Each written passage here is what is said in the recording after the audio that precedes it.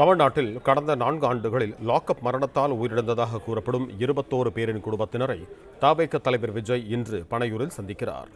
இது தொடர்பான கூடுதல் விவரங்களோடு இணைகிறார் எமது செய்தியாளர் யுவராஜ். வணக்கம் யுவராஜ், உங்களிடம் இருக்கும் தகவல்களை சொல்லுங்க. வணக்கம். தமிழகத்தில் கடந்த 4 ஆண்டுகளில் மரணமடைந்த, அதாவது காவல் நிலையத்தில் விசாரணையின் போது மரணமடைந்த 21 குடும்பங்களை சார்ந்தவர்களின் அந்த குடும்பத்தினரை இன்று சென்னை பனையூரில் இருக்கக்கூடிய தமிழக வெற்றி கழகத்தின் தலைமை அலுவலகத்தில் விஜய் சந்திப்பதாக தகவல் வெளியாகி இருந்தது.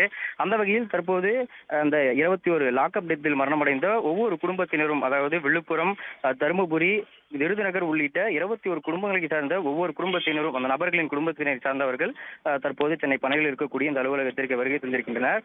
அவர்களிடமிருந்து இந்த 4 ஆண்டுகளில், அதாவது மரணமடைந்தவர்களின் அந்த குடும்பத்தினரிடம் தங்களுக்கு நேர்ந்த அந்த விசாரணையின் போது ஏற்பட்ட அந்த மன உளைச்சல்களையும், அதே போன்று என்னென்ன சிக்கல்கள் நிலவியது எனவும், இதுவரையில் அவர்களுக்கு ஏற்பட்டிருக்கக்கூடிய அந்த தீர்வுகள் குறித்தும், தீர்வு காணாத அந்த குடும்பங்களுக்காக என்னென்ன நடவடிக்கைகள் மேற்கொள்வது குறித்தும் அந்த ஆலோசனையையும் விஜய் இந்த குடும்பத்தினரிடம் மேற்கொள்ள இருக்கின்றார். அதே போன்று இந்த நபர்களிடம் தங்களுக்காக அந்த தீர்வை பெற்றுத்தருவதற்கான அந்த ஒரு ஆதரவையும் விஜய் வழங்குவதாக இந்த தகவல் வெளியாகி இருக்கின்றது. அந்த வகையில் தற்போது சென்னை பனையூரில் இருக்கக்கூடிய இந்த தவேக அலுவலகத்திற்கு அந்த லாக்அப் டெத்தில் மரணமடைந்தவர்களின் குடும்பத்தினர்கள் ஒவ்வொருவராக தற்போது வருகை தந்து கொண்டிருக்கின்றனர். அந்த வகையில் இன்னும் ஒரு சில மணி நேரங்களில் விஜய் இங்க இருக்கக்கூடிய அந்த மக்களை அவர்கள் சந்தித்து தன்னுடைய அந்த ஆதரவையும் தன்னுடைய இந்த ஆதங்கத்தையும் வெளிப்படுத்த இருப்பதாகவும், அதே போன்று இந்த பாதிக்கப்படைந்த அந்த மக்களுக்கு நீதியை பெற்றுத் தருவதற்கான அந்த ஒரு ஆதரவையும் வழங்குவதாகவும் தகவலானது வெளியாகி இருக்கின்றது.